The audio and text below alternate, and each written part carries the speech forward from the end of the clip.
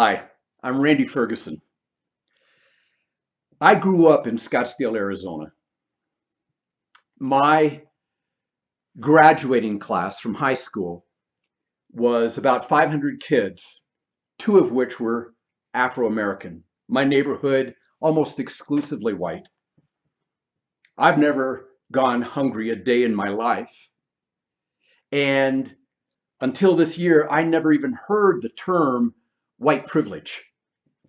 So I feel incredibly incompetent in terms of being able to put myself in the shoes and the emotions of what it's like to live a life of prejudice. And yet there is something that I know in my heart of hearts, and I want to share a story with you.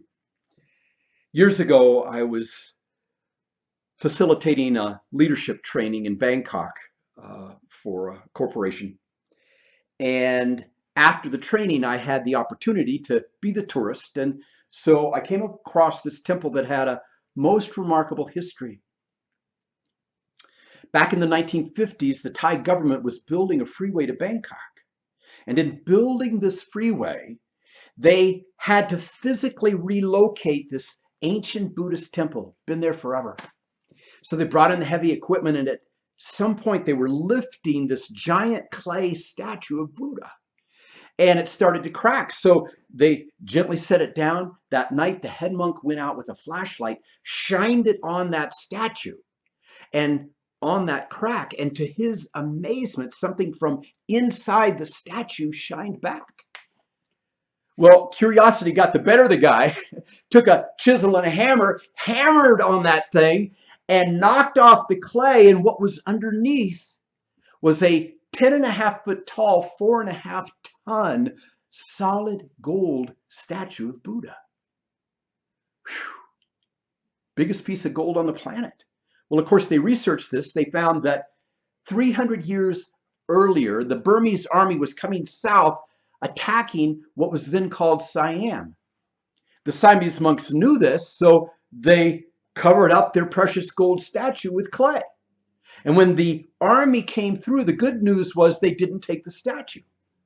The bad news was they did take anybody who knew the secret. So for 300 years, people are walking by this clay statue, not knowing that literally this far beneath the surface was solid gold. When I heard that story, it moved me. Because what I realized is that as human beings, you can't go through life and not get hurt and not get challenged. And what we start to accumulate is the clay of hurt and resentment and fear and self-judgment. And pretty soon we can forget what's in there. Well, what's in there is our sacredness, our potential, our infinite preciousness, and it is there in every single human being. And the opportunity is to knock off the clay. And by the way, that clay can show up in any color. But the essence of who we are is sacred. I have no idea what your challenge is.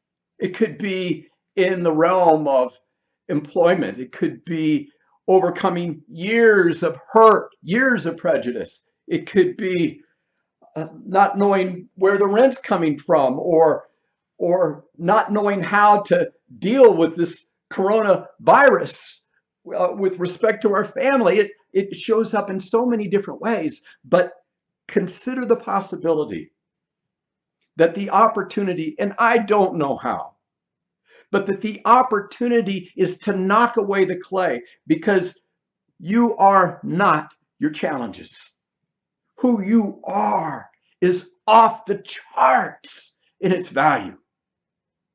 And maybe the gift in this is to find a way to knock away the clay so that you can create a life congruent with the majesty of who you are. That I know in my heart of hearts is the truth of who we are as human beings. And that's what we all have in common.